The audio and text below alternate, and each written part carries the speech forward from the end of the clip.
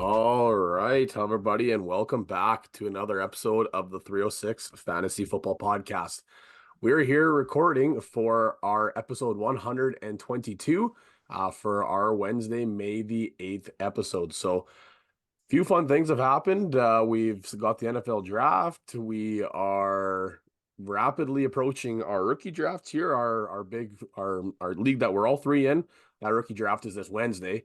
I don't draft until I think the end of the fourth round, so not much of a draft for me. But I'll be actively watching and participating as the commish. So that's a lot of fun. But nonetheless, it's a good time if you're in Dynasty. We're ramping things up here and we're getting the ball rolling. So we'll get into things here a little bit.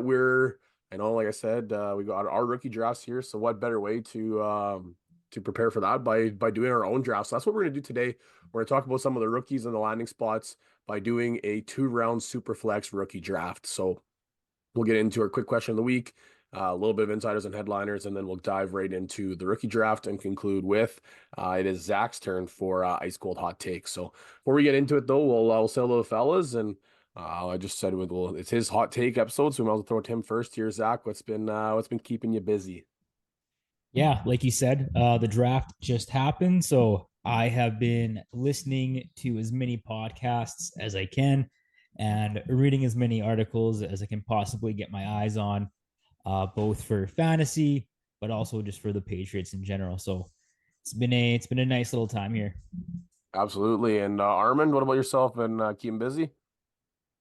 Yeah, like every down minute I get, I'm kind of like Zach, where I'm can't get enough Minnesota Vikings content about the draft or even looking into the guys we're going to be talking about today a bit more, like constantly going over names and what they where they landed, what they look like, and what the roster around them looks like and everything like that. So, but otherwise, rugby's in full swing, coaching the junior program here in PA, and um yeah, it's been a blast so far.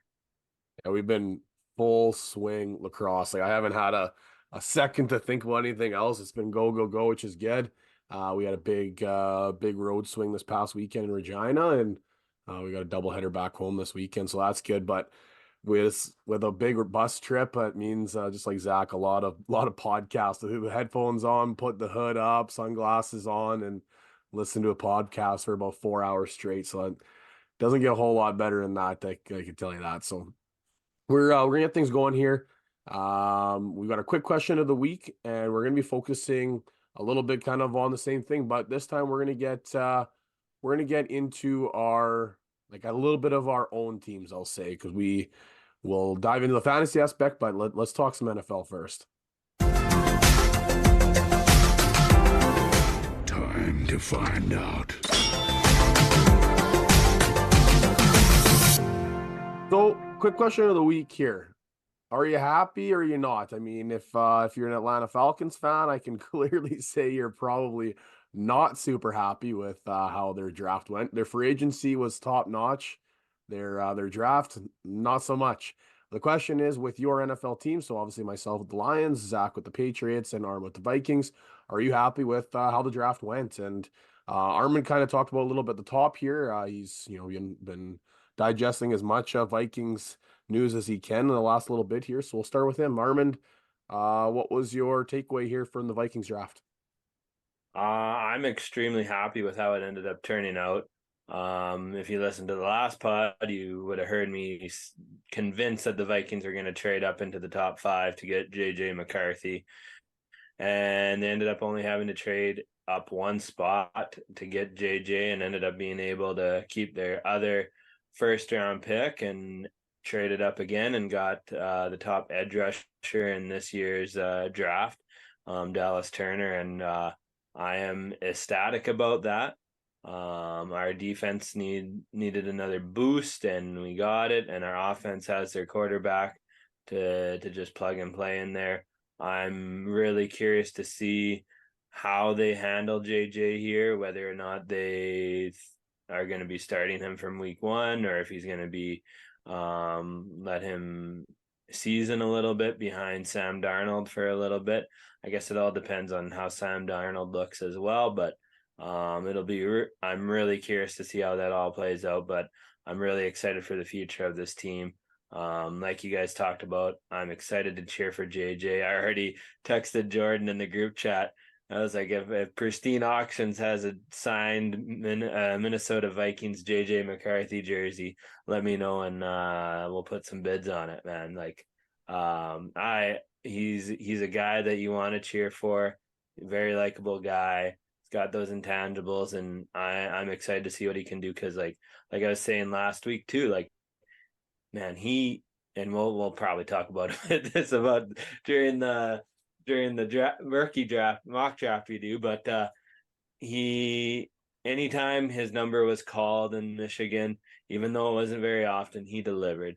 He took care of the ball, but he also made great throws. He's athletic. It's just there wasn't a huge sample size, and that's why his draft stock wasn't as high as some of those other guys as well. And some of the measurables weren't quite as eye popping as some of the other guys either. But I think he is going to be a great QB for us moving forward.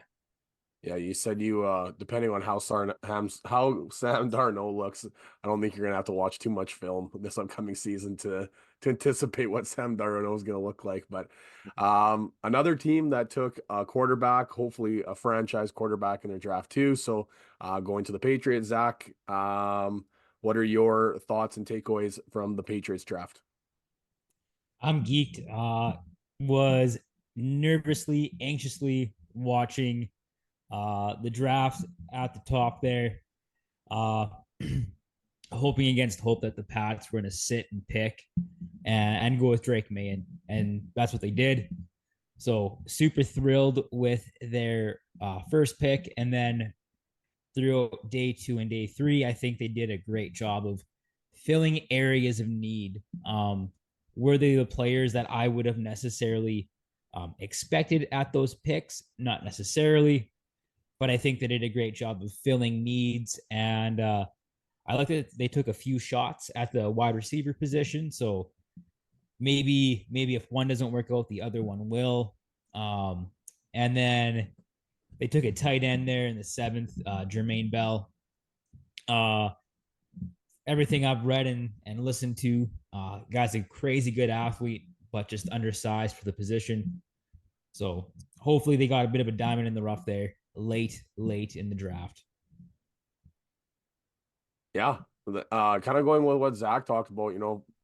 It's you guys got the flashy picks, okay? You guys got the flashy ones. You got the big QBs, but it came down to filling the needs, filling the holes you had, right? And that's what the Lions did this year. We've had some fun drafts in the past, but this one, it wasn't rocket science. They were going to go corner, whether it would be one of their first 2 picks. They had their first pick, which they ended up trading up to the 24th instead of where they were sitting at the 29th. But they ended up taking that Terrion Arnold out of Alabama. I had them pegged to take Kool-Aid out of Alabama, so I guess I just got the wrong corner. But he was one of my top rated corners. I just didn't think there was a realistic opportunity the Lions would get him. And just the way the defense was not taken until I think was the 15th pick or the 16th pick, the first defensive player was taken. I was like, holy man, like some of these big name players are going to start dropping. And all I had to do was trade up five picks to be able to get one of the top rated defensive players in the draft. So I was quite happy with that. And then obviously in the second round, they ended up getting another corner. They took the Missouri cornerback, Rakestraw Jr. So going corner, definitely, that was a glaring need. They had one of the worst secondaries in the NFL. Linebacking core was superb, I would say, in comparison years prior. Defensive line was great. They just needed a little help from the secondary to be able to get more pressures from the defensive line. So that was definitely addressed in the draft. And then they took, which was a fun little pick, a little bit of a Canadian connection here, out of the University of BC. They ended up taking Giovanni Manu, and he is a monster. Like he is a monster offensive tackle. So one of the things the Lions got going for them was they were one of the highest rated offensive lines in the league. And it'll be interesting to see what he'll be able to do at 6'7", I think 6'7". I think, if I'm not mistaken, I have to check that one out. But I know he's at least 350 pounds. Like, he is a monster. So might be a little bit different playing, obviously, U Sport ball going directly to the pro, but regardless, a monster nonetheless. So wasn't the most flashy draft. They ended up taking a running back in the compensatory portion of round 4.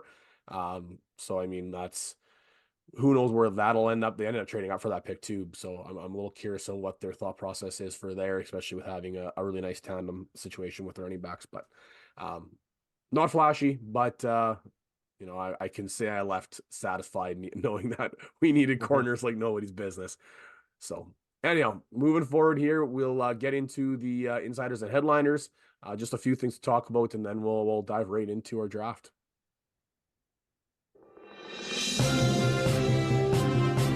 I've just been handed an urgent and horrifying news story.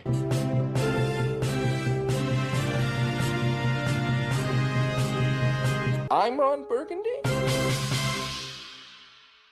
Signings of the leftover islands of misfit toys here. I think it could be the sayings of this insiders and headliners. OBJ signs with Miami. Chase Claypool signs with Buffalo. Michael Gallup signs with Las Vegas, and Zeke makes his infamous return after a 1-year stint with New England. He is back in Dallas. Not much to talk about here, as they'll be role players, depth players for the most part of these signings. But for fantasy, we'll go Zach and then Armand secondary. Who do you think out of this pack of 4 could maybe have the most relevance in fantasy football and redraft this upcoming season? I think the obvious answer would be Zeke in Dallas. They were rumored to be interested in a running back there in the draft, and they probably misplayed their hand and shared their wants before the draft, and he may have got sniped on them. So right now it looks like it's Zeke's backfield, unless there's moves to be made later on in the summer. So I think of those 4, Zeke is the only one with a clear path to weekly prominence. So Zeke would be my answer. And then Armand, of the 3 wide receivers, is there, do you think, any fantasy value, or at that point is it like a DFS kind of flex plays of those 3, or what's your opinion? Well, if you had to take a shot at anyone, and this isn't me just trying to bring up his value so I can trade him away in Dynasty, but I would say Chase Claypool. At least he's the youngest out of them, the most tread left on his tires, in the best situation. Miami's got Hill and Waddle there ahead of OBJ and a few other receivers, plus all their running backs. And Las Vegas, like, who do they even have throwing the ball there? Plus new Brock Bowers, Devontae Adams, Jacoby Myers, the other tight end from last year too, Michael Mayer, right? And like, you put all that together, and like, it just seems like that Buffalo signing of Chase Claypool might have the best chance to bear fruit out of those 3. Just because they kind of lost a lot of receivers, and nobody knows what they're going to get out of their receivers this year. It could be Keon Coleman, who we'll talk about later, but maybe Chase Claypool clicks with Josh Allen and has learned to finally put his ego a little bit behind him, because that seems to be what has been kind of holding him back a little bit.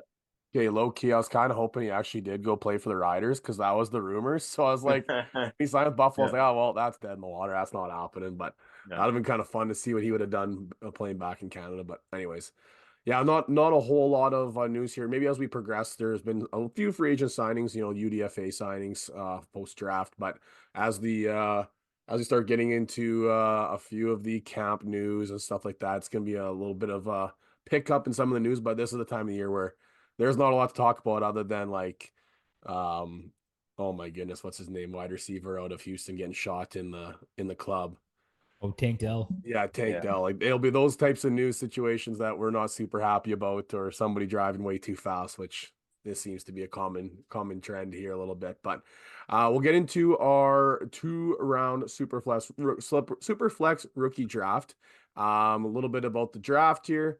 Like I said, it is a super flex draft. We do all of our stuff out of half point PPR, so that's kind of the premise of this draft, and it is rookie picks only. So we're doing a little bit of a rotation. We randomly drew, so Zach will go first, then it'll be Armand, and then it'll be myself, and then we'll go right back around. So it is a 2-round rookie draft in a sense of it's 12 teams, and we're kind of going in that premise. So I'll hit the draft, the infamous draft sound, and which will put Zach on the clock.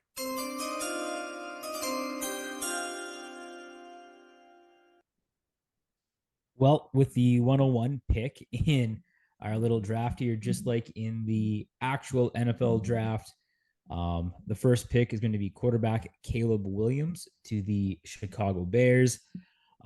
It's been talked about, it's been hyped since, gosh, probably December. This was super chalk, in my opinion. And he's in a great spot. Williams going to a spot in Chicago, unlike almost any other first overall quarterback that I can recall, where they're in a spot where there's a above average offensive line, a good running game, a stable of established wide receivers, and then a solid tight end. And on top of that, with the 9th overall pick, they brought in Odunze. So he is in a fantastic spot to produce.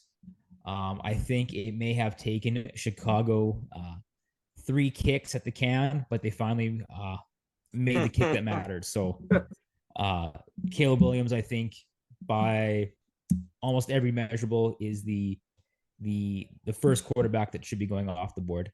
The irony of them getting a kick right when they literally can't get a kicker right and have the most missed field goals in playoff history, whatever their running statistic is, and the double doinks, and the irony behind that one, Zach, I really appreciate that. So 101 super flex leagues.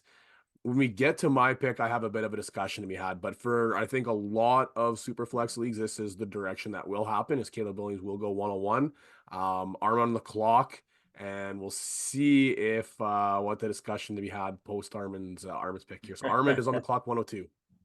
All right.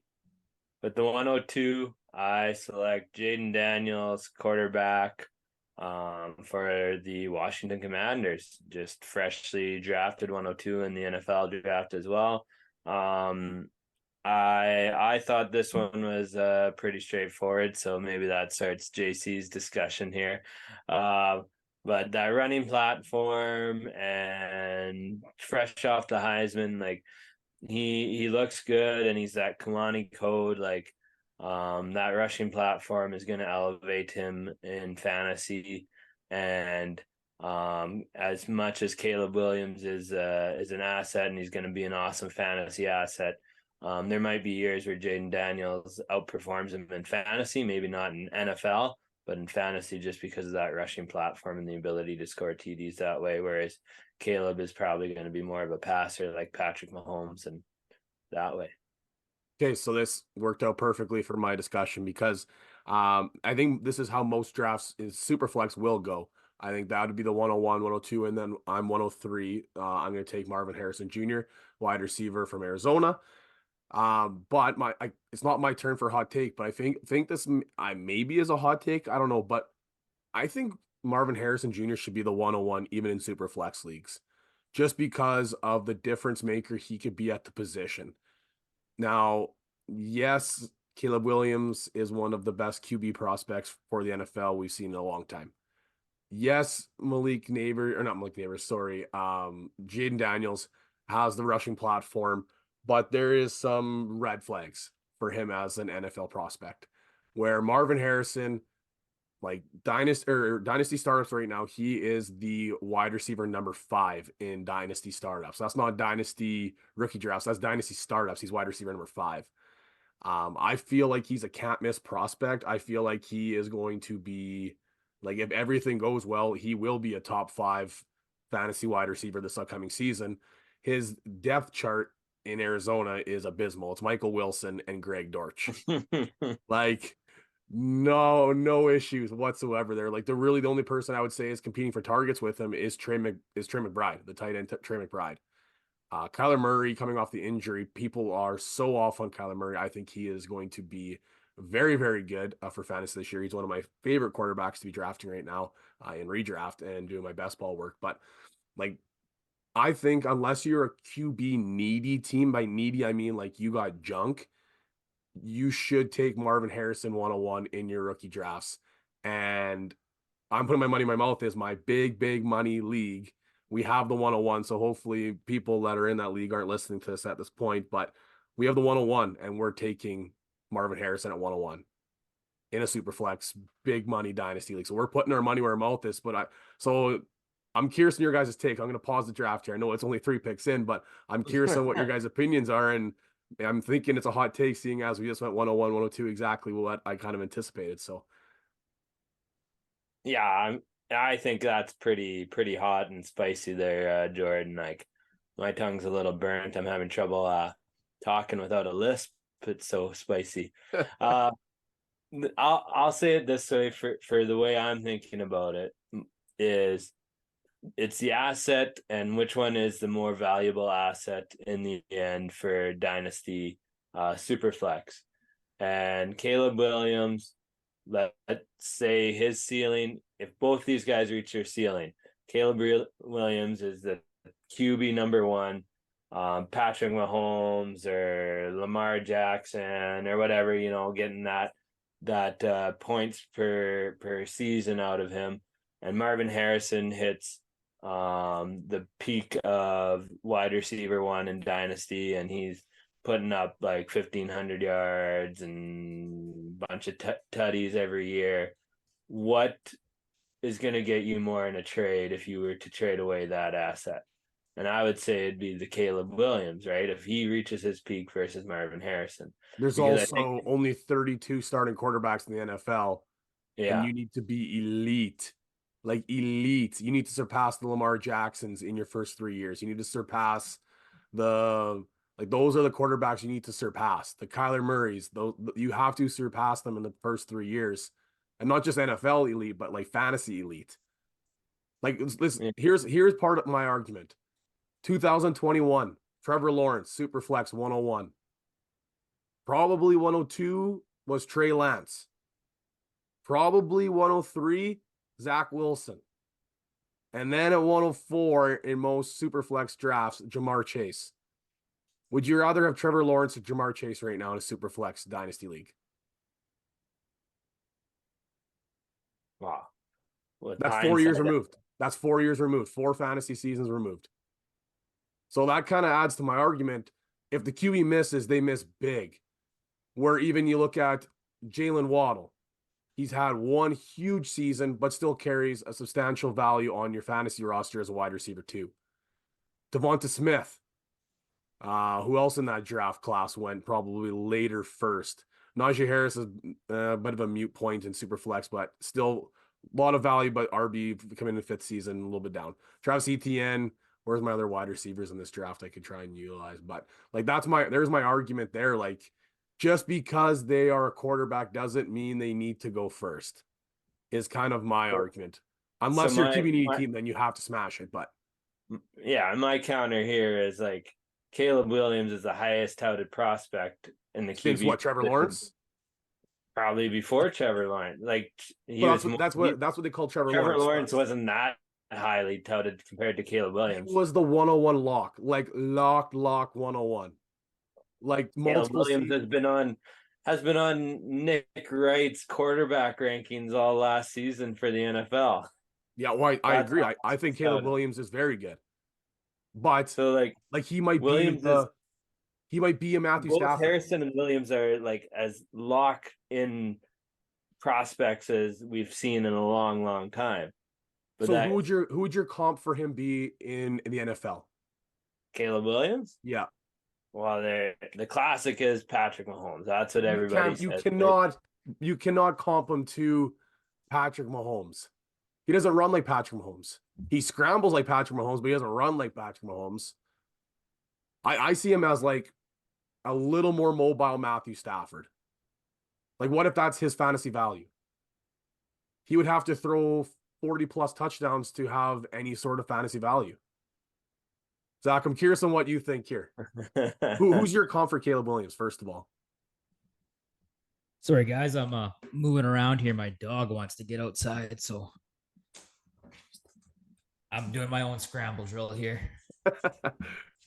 So okay, that, Patrick. Zach's getting himself settled here. I'll come back to it. If Caleb Williams is not a top 12 quarterback in fantasy, you are going to regret that pick at the 101. I get it. You have to take the shot and hope, but like Marvin Harrison is a can't miss. Yeah, like if you're nervous about it, I'd say trade out of the 101 instead of taking Marvin Harrison. See if you can trade back to the 103 and take him there instead, and let someone else take Caleb if you think that he's not as a slam dunk as what other people are saying. Like we're in our one, I guess that's an easy argument for me to make because I'm not a QB needy team, but like we have Trevor Lawrence and we have Joe Burrow, and then we have like a plethora of third options that we could throw in there. So we're not a QB needy team. But at the same time, like we could trade it out, but then if we lose Marvin Harrison, then it's like, oh my God, then we're taking at the 103, we're taking Jaden Daniels when all else failed. So Zach, I'm curious. Let's come back to it here. Who's your Caleb Williams comp? That's a fun question. Maybe like a Tua. Tua, Joe Burrow, somebody like that. Joe Burrow. I think that'd be a really good comp. Is if he panned out in NFL to be a Joe Burrow, that'd be a success for the NFL. But for fantasy, like Joe Burrow is what, QB 9, 10, 11, 12, all depending on how many touchdowns he throws. That's super risky for fantasy. And that's just part of my argument, I suppose. Like, I'm not saying there's a right or a wrong. I'm just promoting my argument of why I'm leaning one direction. So just a little fun at this top of the draft. We haven't even got anywhere near this, but I know this isn't my hot take episode, but I thought I'd throw a little spice in there and just a little bit of discussion, especially when it comes to a super flex draft. So if you think of anything else to poke holes in my argument as the draft moves on, well, I'll gladly accept. But anyway, Zach, you're back on the clock here with 104 in a super flex rookie draft. Yeah, so maybe going counter to your point, I think with these early picks, especially when there's quarterbacks available, in a super flex draft, you almost need to take it. Rather take the quarterback. So with the 104, I am going Drake May, quarterback, New England Patriots. Over. Yeah, man, probably. So yeah, I like it. This is a dynasty draft. This isn't a redraft. It was a redraft. It would be quite a bit different. I don't think May would be top 4, or he would be the 4th quarterback, pardon me. But as it is dynasty, I think looking at his skill set, his intangibles, and his athleticism, you can see a easy translation to Justin Herbert. Dare I go out on the limb and say maybe Josh Allen? But of course, he's also a 21-year-old, 2 years of college football. So it's going to be really difficult to see him produce at a high level this year with any type of consistent basis. But going back to that argument that you just had there, guys, I think Superflex, the quarterbacks are insanely valuable. And this might just be my bias from the league that I recently dropped. Quarterbacks go fast and furious. That 2021 draft, I think all 5 guys were like in the top 6. It was just like QB. So my experience, my bias is certainly quarterbacks reign supreme in Superflex, just because of the high points they can put up week to week, and the added value is that they are a lot more consistent than a receiver or a running back can be. That's a good point. Know your league. Like if you know your league and QBs aren't valued, then don't take a QB early because you might be able to get a guy a little bit later. But if you know your league and QBs are going to fly off the handle, then you got to jump on when the pot's hot. So That's a real good point there, Zach, too. If I may add one more thing. Yeah. In that league, like quarterbacks are just like they're overpriced. And trading somebody or trading for a quarterback, even if they aren't like a top flight quarterback, is super, super difficult. So in that league, it's almost you take the quarterback, even if you don't need one, and you just hope and expect that he turns out, and then you can flip him for more in the future. I know exactly what you're talking about because I know who was in that league. I've got the text on trade values, and I've been flabbergasted at what some of the quarterbacks have gone for in the trade market. But this pick I like. I like Drake May a lot, and I'm hoping in my one league he slips a little bit, and we'll maybe be able to get him a little bit later. But I'm not expecting it, but one can hope nonetheless.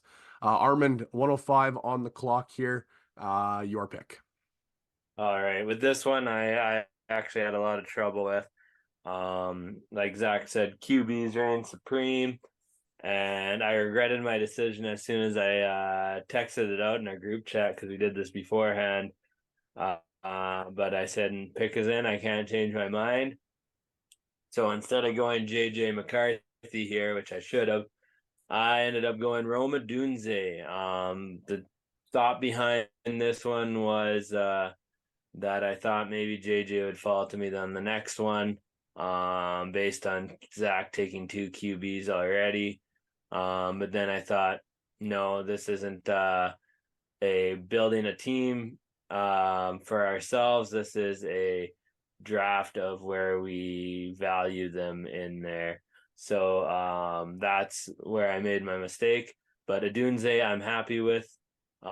He is a great prospect. If he didn't have Neighbors or Harrison Jr. in this draft with him, like any other draft, he would have been one of the, if not the first wide receiver, the second wide receiver off the board. This time he just ended up in a tough situation, but I liked his landing spot over Neighbors. That's why I took him over Neighbors, because he has Caleb Williams throwing him the ball. Keenan Allen's only on a 1-year deal and is coming off from injury. He's a little bit older, so Adunze could easily take that wide receiver 2 spot, and it could be one heck of a spot as well with him running in tandem with DJ Moore. I think they complement each other well.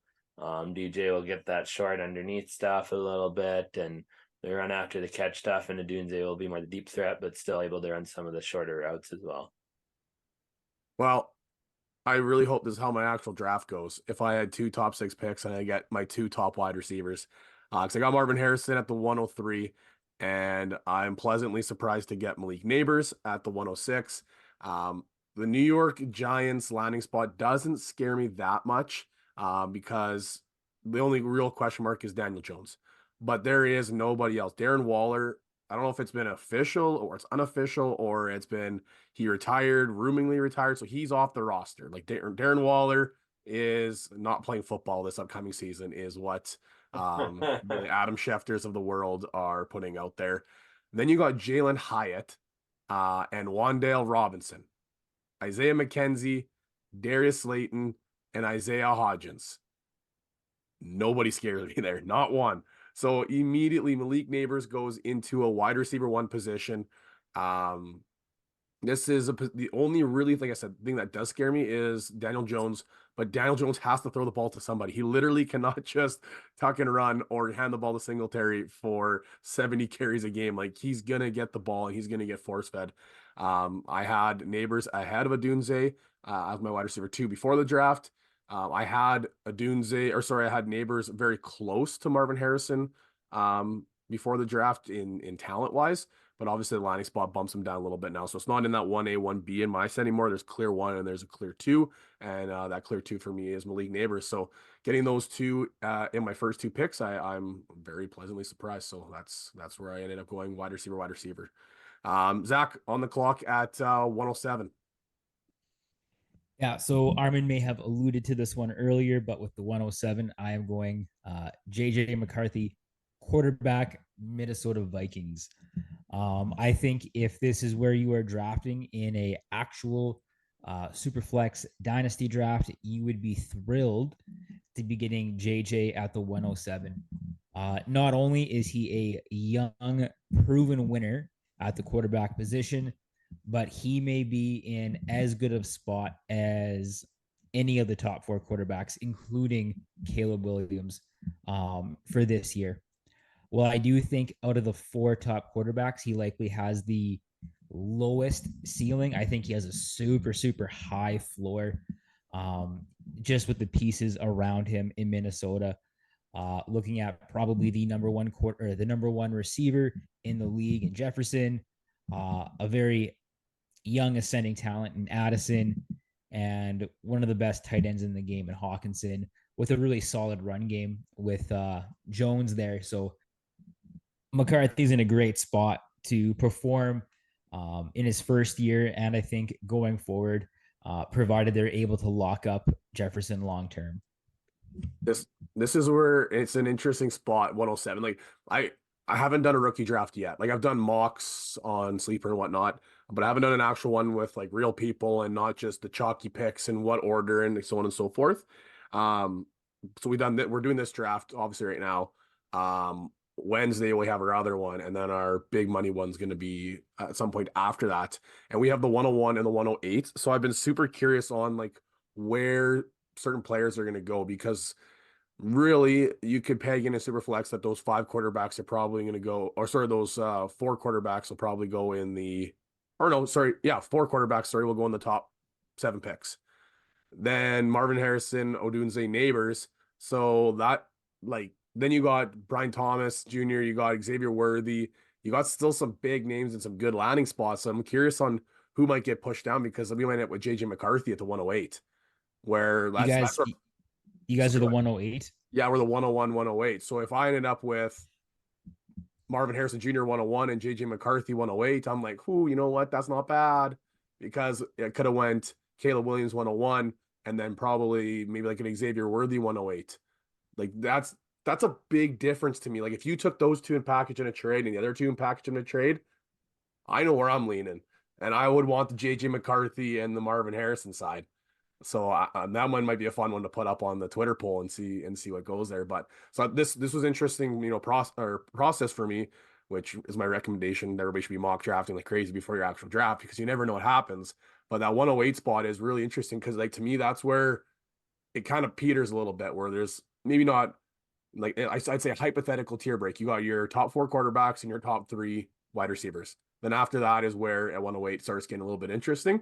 But you never know what happens. Somebody might be super high on a KC wide receiver, and that might jump a little bit, and all of a sudden somebody else lands down. So this was a fun process for me. And now 108 is where I feel like where the draft kind of begins, and there could be some, who you like best kind of situation. So going to 108, Armin, you got to hit that tip point there, and you got to start things off. 108, who is your pick at the 108 position? And you know what? I actually really love who falls here at the 108. Now, the pick after, I do like your next pick too here, Jordan. But what ended up bringing me to this one is like Brian Thomas Jr. is who I picked. He went to Jacksonville. And I like that landing spot because Ridley's gone. And like Kirk is like, he's Christian Kirk. Like he gets good fantasy points, but he's not an alpha. And Brian Thomas can be an alpha. He's that prototypical number 1 receiver body type. He's got great speed, sub 4.4. Like I think he did a 4.39 or 4.38 or something. No, 4.34 actually, I think is what he ran. Like he's fast, and he got overshadowed by another fast receiver in the draft, but man, he's quick. He can take the top off the defense, but he can also play everywhere else in the receiver room. Like it's just, I think he's a complete receiver prospect, and I like the landing spot. It was a good one. I was happy with either one. Really, like Brian Thomas was my number 4 wide receiver going before the draft. I would say he's probably my number 5 now. that's not a confident like tier break. Like I have them very similar. But I am gonna go Xavier Worthy, wide receiver from Kansas City. It's it's gonna be fun. Like this is either gonna be a total bust, like total bust, or it's gonna be unbelievable. We with the creativity of what the Kansas City offense can do and the success we've seen the Kansas City offense have with speed, not to mention that Rashee Rice is going to miss probably a substantial time of the 2024 season, which i.e. I would be trying to get rid of Rice in a dynasty league because if Worthy hits, Rashee Rice is going to find himself on the outside looking in. They just inked Travis Kelce to a 2-year deal, which in Dynasty, like really Kelsey's old as sin. Like he's going to keep regressing, but Worthy could find himself to be the wide receiver one for this fantasy team moving or for this NFL team moving forward if he can succeed with that whatever window of that suspension. So he, I'm not saying it's gonna be Tyreek Hill, but you've seen what they've been able to do with speed, the creativity and the way they can get the ball with hands with speed. He could house the ball at any moment. So this to me is not a safe pick, like at whatsoever. This one could go one direction or the other. I feel like it's not going to be. He's not going to continuously finish as the wide receiver 24. Like he's going to be electric or he's going to be nothing. So, but No, sorry, go ahead. I was gonna say no. It actually surprised me about Worthy. Like he's so fast and he's got that slender frame. Like he doesn't weigh a lot. But when I was watching his film, I was pleasantly surprised with his contact balance and his ability to run through contact. I was expecting kind of like A-Chain or who else did I talk Devonta about last Smith. year? Devonta Smith, where it was like one guy gets a hand on him and he's going down, like or James Cook, that's who else, like they're not very big, they're fast and they can find the hole and they can weave through traffic, but if there's contact, they're not making it through. Whereas watching Worthy, he was actually pretty good in it, and it surprised me. I was pleasantly surprised, and it made me more excited for him than I was before. I was a little low because Casey hasn't had the greatest track record in drafting receivers lately, anyways. And like Rice did good, but now he's in trouble. So I was like, I don't know, Casey receiver, who knows? But this could end up being really, really good and really fun. It's so funny. I just typed in Xavier Worthy to pull up some of his like, height, weight, stuff like that, just in case we wanted to talk about him a little bit. And on the side was like his latest videos and some of like the big fantasy football or the big NFL networks talking about him. And that was one of the things that came up was some of his videos through contact. And I'm like, that is so funny you're talking about it because I'm literally watching on the right side of my screen right now. Exactly what you're talking about. So the timing of that was pretty good. But I swear I came up with that on my own. I wasn't yeah. copying. Yeah, no, that was good. The timing of that was perfect. But 109. So we are going to 110. Back to Zach on the clock. Not very often do you get a top 5, at worst top 6 player at his position this late in the draft. If you're picking, the 110, the 111, 112, you are likely a strong team or you made a trade, but chances are you're a stronger team. And at the 110 in this draft, you're getting Brock Bowers, tight end for the Las Vegas Raiders. I think in the dynasty rankings, he probably walks in as a top 5, top 6 tight end overall in the league immediately as a rookie. And to get that kind of value this late in your draft is fantastic. I think the argument could have been made that he should have went a little bit earlier in this draft. I think for a lot of people, regardless, dynasty or redraft, his landing spot in Vegas isn't exactly enticing, considering they did just invest a second-round pick in Mayer last year, and conceivably you could, see that there's a bit of a log jam there at the position, but I do think they're going to find a way to get, 2 of their best offensive players on the field at the same time. So wouldn't be too worried if I were you about Bowers contributing fairly quickly. I know there might be some concerns about how long it traditionally takes rookie or young tight ends to acclimate to the NFL. But I think we just have to look back at last year with Kincaid and Laporta to see that perhaps maybe the league is changing, both in the way they use players of this stature, but also in the way that they value tight ends overall. So at this point in the draft, it's outstanding value. Yeah, yeah. It's interesting because it's been a bad decision to take rookie quarterbacks in the first round in the last however many drafts. Kyle Pitts was, super hyped up. In some drafts, he went the 101, 102, 103, depending on how he went. But there hasn't really been one to hit other than Sam Laporta this past year. But we've been talking about Brock Bowers for a few years on like, this guy is legit. So this is one where if you can get him in the end of the first, I think it's definitely worth the risk. It's not just waiting a year or two for him to be able to get pro ready, but I think just he's a slot receiver. Like that is he's not a blocking tight end. He's a slot receiver. So I think it could be a lot of fun for him, especially in a new coaching system where this is like their first draft with this new system. So they're taking the guys they want. So Armin, 111, you're on the clock. All right. So with the 111, I went with a primo landing spot. He may not have been that high pre-draft, but post-draft, he's kind of shooting up because of where he landed, and that's Keon Coleman, new wide receiver for the Buffalo Bills.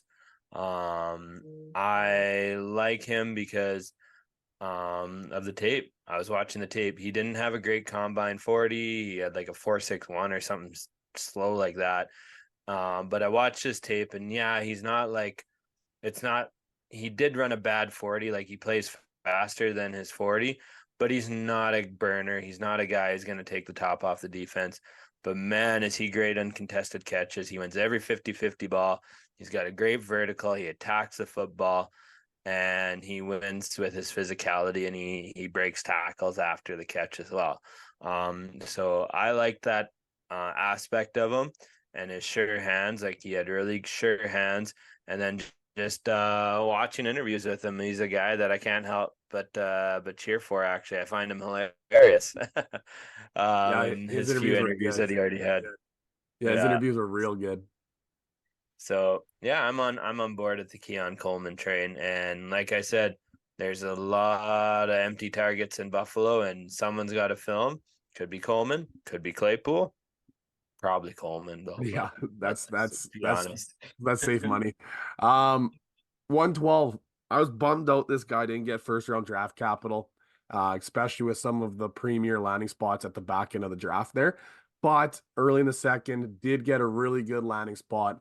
Ladd McConkey, wide receiver from Georgia, lands with the Chargers. And the only reason I feel like he's not higher on this list is there's genuine concerns about what the Chargers offense is going to look like. The new OC is like captain run the ball, like literally leads the league of NFL statistics of runs per game per touch. Like that's his MO. So there is genuine concerns that the passing game is going to go down. You've seen Justin Herbert's draft capital go down in best ball leagues right now. So there is concerns. But once again, I'm making it a habit of reading out the depth charts of these teams that these guys are landing in. Quentin Johnson, puke. Josh Palmer, probably puke. And then they just signed DJ Chark. And then there's Ladd McConkey, and who is probably going to land in to be the slot receiver for this team. Now, if they are a heavy run offense, that slot receiver position is going to be very valuable, I think, for the play action checkdowns. So that's where I think it could be a lot of fun to have Ladd McConkey. He's probably going to be the wide receiver one in this offense. If not him, it's going to be Josh Palmer, regardless. But they have to pass the ball at some point. And I feel like this is one where his draft capital would have been probably mid first round in rookie drafts if it would have landed in like the KC, the Buffalo type positions. But him being a Charger pushes him down to that late first, if not maybe early second. And I'd be really happy with that, being able to get a player of this magnitude this late in rookie drafts. Now, turning the page over here, we're going to the second round. Now, some of these names, there's a little bit more random and a little bit more fluidity to them, depending on, your personal preference. So we'll go through this a little bit quicker. That way we still have some time here for Zach with his ice cold hot take at the end. Nonetheless, we still have 12 more picks, and Zach is on the clock at 201. All right, 201. After starting the draft off with Caleb Williams, you might consider going with the number one running back in the class, and that was Jonathan Brooks to the Carolina Panthers. That depth chart is far from secure. And while Brooks is coming off a pretty serious injury, he is still only 20 years old. So you might not get the production you want to start the season, but I bet by the end of the season, he is outplaying Hubbard and Miles Sanders. Yeah, we're going to call him Hubba the rest of the year because that was awesome. I was jealous of this pick. This is who I was really hoping was going to get to me, so I was quite jealous of this pick there, Zach. Armin, 202, you're on the clock.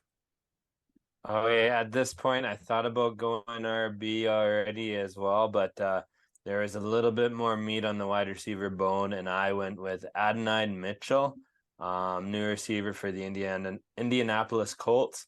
He'll probably be the second wide receiver option, but kind of like Odunze with DJ Moore. I think Mitchell with Pittman will be a great combo. Pittman's that possession guy. Mitchell's going to be the explosive player. And he's a little bit more dynamic than Alec Pierce, who's there right now, and should overtake him, I would think, even though I do like me some Alec Pierce. Yeah, and then you got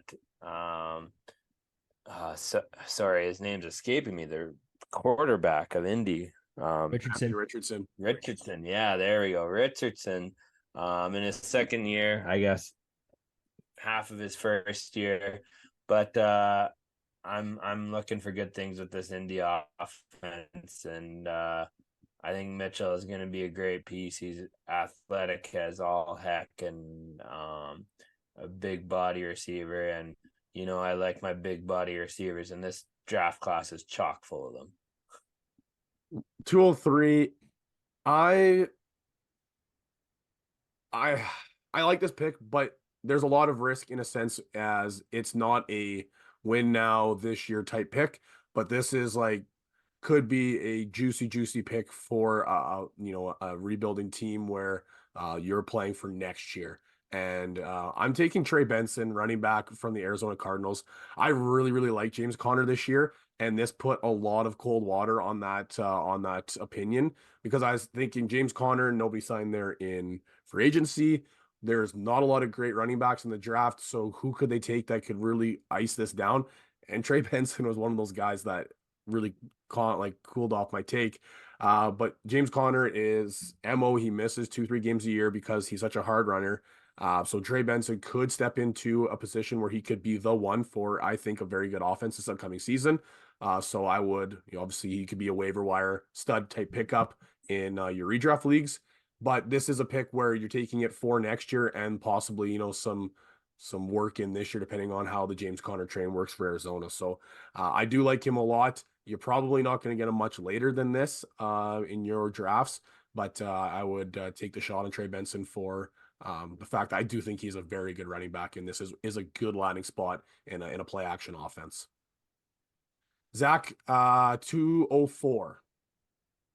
So if this were a actual draft and you're sitting here at 204, you either ended up with a quarterback or you probably got Marvin Harrison.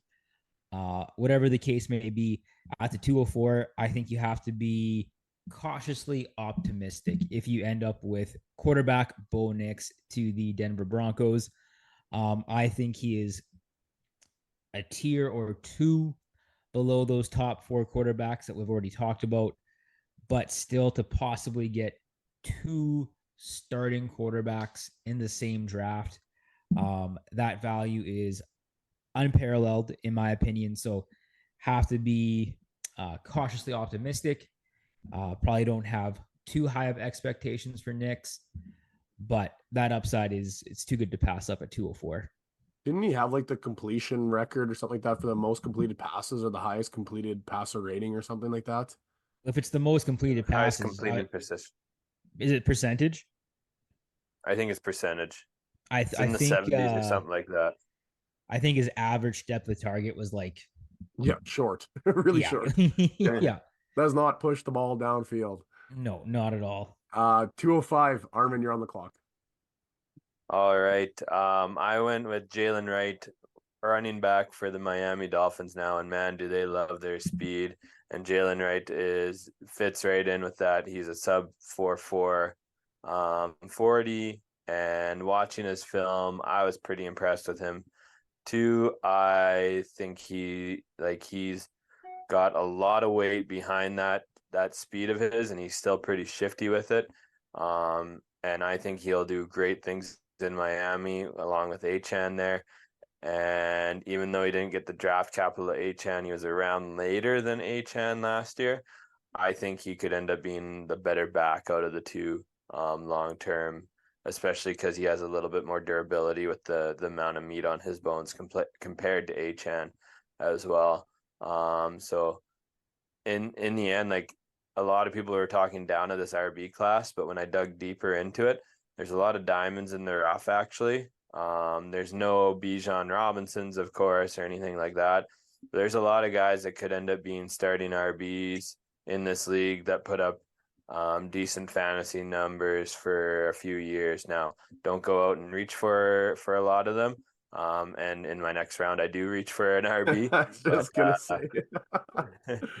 But don't be reaching too far for these guys. Like Jonathan Brooks kind of went where he should be going. You don't want to be like doing especially in superflex like a mid-round first on Jonathan Brooks or anything like that would be my advice. But there's still guys that you can get steals on and you could end up hitting a decent dinger with it, maybe a double or a triple, but not a home run. Speaking of home run, 206. I took Ricky Parcell from San Francisco. If one of those wide receivers gets traded, this is a smash pick. And the likelihood that both, one, if not maybe both, are not on that roster at the end of next season. But Ricky Parcell is going to step into the slot receiver role for the 49ers this year. Now, what kind of value is that going to bring? Because really the slot wide receiver is George Kittle. But if one of those receivers goes down to injury or one of those receivers is traded, Ricky Parcell is going to step into a much needed role as a needed, reliable wide receiver for the San Francisco 49ers. So this one, 206, this is kind of like a placeholder because if one of those wide receivers got traded in the draft and then they drafted Parcell, he would have gone higher up on this draft board. So this is kind of one of those, placeholder futures picks, and you're hoping that'll pan out. He may have some good value this year as a slot wide receiver, but this one could be to the moon. And this is strictly off of, dynasty knowledge of, the contracts of their other wide receivers on that roster. So 206, I went Ricky Parcell. 207. Zach, this one is a fun one. Yeah, unless your team is absolutely dog water, I think in the second round you should just be swinging for the fences. Probably don't. You're not going to get too far playing it safe in the second and third rounds of your draft. So just swing for the fences. And there's probably no greater swing to the fence than Xavier Legette, wide receiver for the Carolina Panthers. All throughout the process, the Panthers were linked to this guy. They loved him, and they told him before the draft, hey, if you're sitting there in the second, top pick of the second, like you're our guy. And the conviction was there that they traded up in the tail end of the first round to go get him. So really, really like the conviction that the Panthers showed towards Legette. I like what he brings to the table, but we talked about this last episode. He is a fifth-year breakout, meaning that this was his most productive year, his fifth year of college. In your fifth year of college, you're playing against guys that are 3, 4, 5 years younger than you, so there's always that risk there. He could be so much fun, or that's a wasted pick. Like there is literally no in between. I talked about that with Xavier Worthy. There's a little bit of in between with Xavier Worthy, but with Legette, there is nothing. It's a smash or a bust. That is it. My next pick here, I went with Jermaine Burton and much the Hey, same. hey, Oh, sorry. hey. I skipped you, Armin. Sorry. My bad. Don't take Jermaine Burton. Armin's on the clock. All right, at the 208, I'm going RB Ardrick Estime, new running back for the Denver Broncos. Now, you look at this, you might think it's not a great landing spot because of who they have there at RB. They got Javonte Williams, they got P. Ryan, they got McLaughlin, who broke out a little bit last year. But you know what? This is Sean Payton's guy. And you look at the way he plays, and I want to dare say it reminded me a little bit of Alvin Kamara, to be honest. Like, I was watching his film, and his 40 was awful. It was a 4.71 40. But when you watch his film, he doesn't get caught from behind. And that's kind of like Alvin Kamara. Alvin Kamara had a terrible 40 at the combine. But Kamara doesn't get caught from behind, really. So he's fast. He plays fast, and Estime does the same. And he runs physical. He's tough. He runs over guys. He's got great contact balance, and he hits the hole hard. And you know what? Like watching Javonte Williams last year, he does not run the same way he did in college anymore.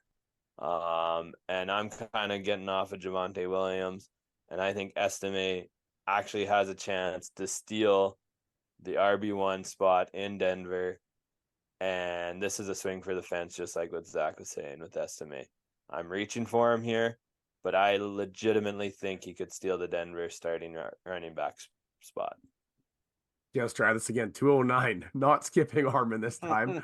I took Jermaine Burton, wide receiver from Cincinnati. Very similar discussion I had with my previous pick from San Francisco. This is a placeholder because if T. Higgins is not there with the Cincinnati Bengals when you're doing your rookie draft, he will be drafted higher than the 208 or 209, sorry, in your rookie drafts. He is slotted behind T. Higgins as an outside receiver, as Trenton Irwin is the slot receiver. Jermaine Burton, I think this is going to be a really fun landing spot if T. Higgins moves on. Now, I can't see T. Higgins being here past this year at the very latest. So this could be a Jermaine Burton, Jamar Chase offense with Joe Burrow and a heavy pass offense system. So this could be, once again, a wasted pick for this season if T. Higgins is still there, shy of any injury on this roster. But this is a looking forward to the future for the 3 years after on the rookie deal and hopefully years to follow in that Cincinnati offense. So I'd be taking Jermaine Burton at the 209 spot. Last pick for you in this draft there, Zach, 210. Yeah, 210, tail end of the second round, and we're looking for value, taking some big swings here. And Michael Penix kind of fits that to a T. Yes, he is behind Kirk Cousins, who has that like 4-year deal. I think there was an out after the third year, so he might not get a play right away, but to potentially get a starting quarterback at this point, that's pretty good value. And like, I don't know how they go about investing that kind of draft capital and they don't have a plan for them. Part of me wonders if Cousins isn't as healthy as they may have initially thought. And I wonder, or it's been speculated on other shows and in other articles, that potentially there might be some kind of injury out for the Falcons if they notice something is funny with one of his medicals coming back from surgery. So perhaps we could see Penix sooner rather than later. That's the only way that pick makes sense. Like, not your fantasy pick, Zach, but I mean like the Falcons pick at 108. When you're giving whatever a veteran on the back nine quarterback that kind of money, and then you invest the top 10 pick in his replacement. That's the only way that makes sense, is if you have an injury out or you have an inkling that it's not going the way that you think it's going. But 211, Armin, I was bummed out. I had this guy penciled in as my last pick, so I was real bummed out you took him. But I was super high on this guy. Draft capital didn't quite get there, but I do like the pick nonetheless there, Armin. Yeah, I went with Troy Franklin, new receiver for Denver, and maybe Bo Nix is wide receiver one this year. Who knows? I know Cortland Sutton is still there, but there is that chemistry that's been built in already between Nix and Franklin. He was his number one target in college, and we've seen in the past few years what happens when they're reunited with their old college QB, and it translates over to the NFL. And he's not the greatest prospect, but you know what? He still offers that upside with being with Bo Nix, and I like that. And Denver wasn't a great offense last year throwing the ball. They didn't have great receivers. Troy Franklin could end up pulling out a good season already off year one. Last pick of our draft. It wouldn't be a draft without me listing off the depth chart, wide receiver depth chart for a team. And that is KJ Osborne, Juju Smith-Schuster, Demario Douglas, Kendrick Bourne, and now Jalen Polk from the New England Patriots. Well, that's just all chock full of alphas. Oh, yeah, that's what that is. Just ask Zach. That's why he was screaming for a wide receiver in this draft. At the 212 to get a possible wide receiver one with a brand new quarterback, brand new offense. I think there's a lot of stink around the New England organization right now in the fantasy community. You don't really want to touch it. But I think that might be a mistake because Drake May could possess a lot of value in fantasy. And I think Jalen Polk stepping in as a rookie could also be valuable as, who knows, the wide receiver one in this offense right now. Is it going to be the run first offense? Is it going to be a pass first offense? New system, new coaching staff. It's going to be an interesting follow. Now, obviously, Zach might have a little bit more insight to that, but I think at the end of the second round to get a possible wide receiver one for an offense, I think that's a lot of value, especially in a super flex draft, nonetheless. Wrapping this up. I know we ran a little bit long there. Drafts tend to do that. It's the way she goes sometimes with us, but we'll wrap things up here with Zach's ice cold hot take. And I'm very curious to see where he goes with this one. You're not on fire, Ricky Bobby! I'm on fire!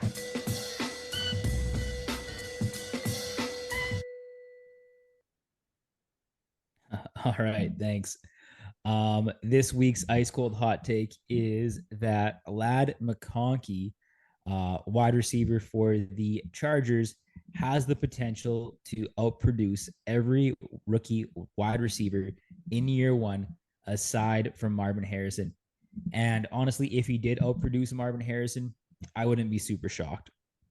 You did a great job of explaining this earlier on with when you picked McConkey in our mock draft. But looking at that depth chart, it is quite poor. And then when you take it a step further and you look at the vacated targets in that offense from last year, Eckler had 74 targets, Allen had 150 targets, and Williams had 26 targets, but it was an injury shortened season.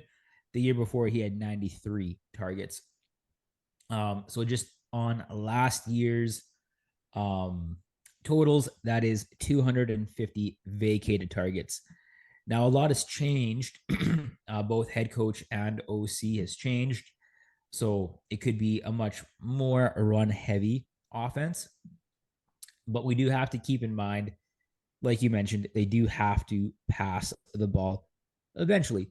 And their present stable of receivers and tight ends isn't going to be moving the needle too much. So I think McConkey walks into a very, very desirable landing spot for somebody like him. He's a very smooth and crisp route runner who can separate, and he's able to make plays at all three levels.